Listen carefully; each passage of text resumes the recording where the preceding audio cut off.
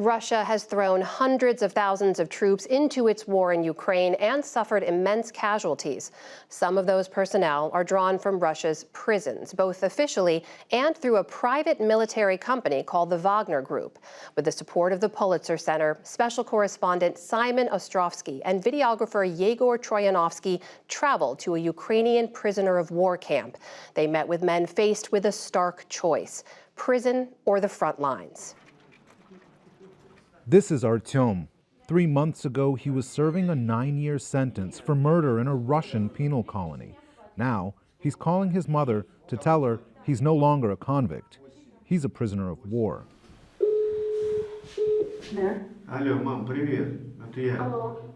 Hello, Mom. Hi. Hello? It's me.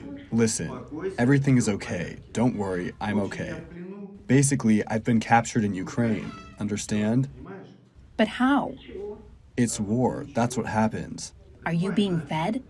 Everything's okay. There's food. Are they hurting you? No. The surprising thing is the people in Ukraine are okay.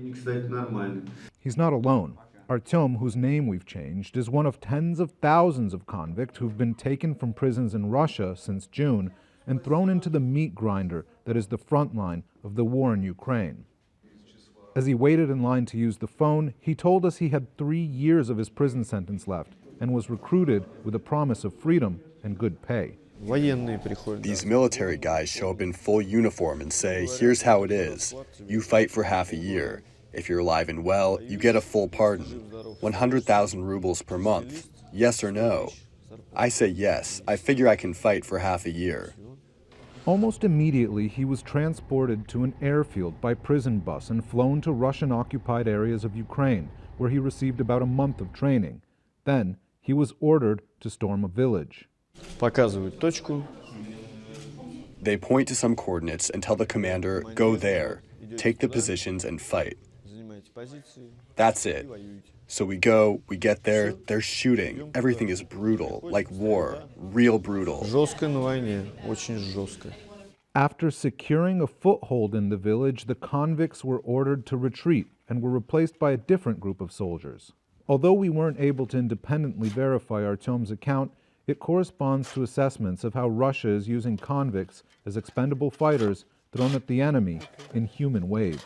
For many of the convicts being held here, the path from a Russian prison to a Ukrainian prisoner of war camp is very short, because the Russian military uses the convicts as storm troops, and the casualty rate is very high, and so is the rate of capture. This man was recruited from a prison in the occupied Donetsk region of Ukraine, and was told he'd merely be used to dig trenches and carry the wounded. Then when we arrived for our rotation, there weren't enough people, and we were forced into a wave. Our APC was hit, and we all jumped into the trenches, and they just threw a bunch of grenades at us. I lost consciousness. I don't remember anything else. When he came to, his leg was gone, and he was a prisoner of war. But the vast majority of prisoners turned fighters have been recruited by this man, Yevgeny Prigozhin, the owner of Russia's foremost military contractor, the Wagner Group. We're very scrupulous about those who are convicted of sexual crimes, but we understand that sometimes people make mistakes. Who do we want? We are looking for stormtroops only. Last summer, Prigozhin, who's an ex-con himself, started visiting prisons around Russia to offer convicts a chance at freedom if they joined his ranks. And he didn't mince his words. The biggest sin is desertion. No reverse, not one step back. No one gives themselves up. In training, you'll be told about the 2 grenades you have to use when you get captured. Yevgeny Prigozhin flew into our prison and talked to the prisoners. There were 560 people. 220 agreed to sign a contract with the Wagner Group and participate in the special military operation. This prisoner had 8 years left to serve on a sentence for attempting to sell 2 kilograms of narcotics when he signed a contract with the Wagner Group. After training for 7 weeks, he fought just 1 battle.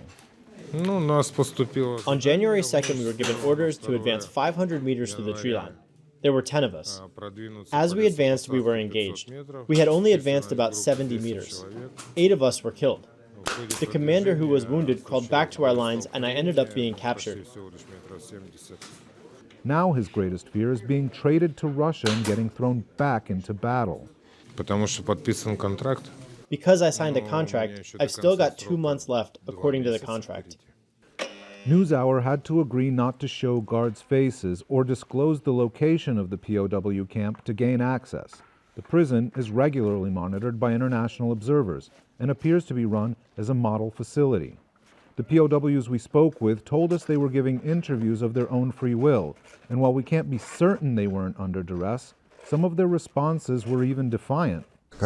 When they came to see us, they said that they were from a private military contractor. They said they could help us get out of prison early, wash our guilt away with blood, so to speak. I decided that I was needed not only by my family, but by my country. So whatever I'm ordered to do, sorry, but as a soldier, I'm required to carry it out. A Russian person must defend their country. Olga Romanova is the director of Russia Behind Bars, a prisoner rights group with extensive sources in the Russian penitentiary system. She told me Wagner alone had recruited as many as 50,000 prisoners to fight in Ukraine as of February of this year. Since February 1st, the Defense Ministry has started recruiting from the same prisons as Wagner. They offer a full pardon after half a year, same as Wagner, $140 a day, $50,000 for an injury leading to a handicap, and $80,000 in case of death. What's the social effect that this is having in Russia, given the fact that the prisoners aren't serving their full terms? How is that affecting their victims or the families of the victims of the convicts? They could still recruit 150 to 200,000 prisoners in addition to the 50,000 they've already signed up easily. And how has Russian society reacted? No one is sorry. Everyone prefers it to be the prisoners rather than their own sons and husbands, naturally. So this policy is very popular. For former prisoners, life as a POW isn't as big an adjustment as it is for ordinary soldiers who are unfamiliar with the strict regime of a secure facility. This is a prison facility. If you don't break the rules, everything's all right. We just got here yesterday, and I haven't seen anything really bad yet. The biggest question for them is whether they'll end up back in prison in Russia or back on the front lines of Ukraine or as free men. For now, the only thing they're certain of is that they've managed to survive this far. For the PBS NewsHour, I'm Simon Ostrovsky in Western Ukraine.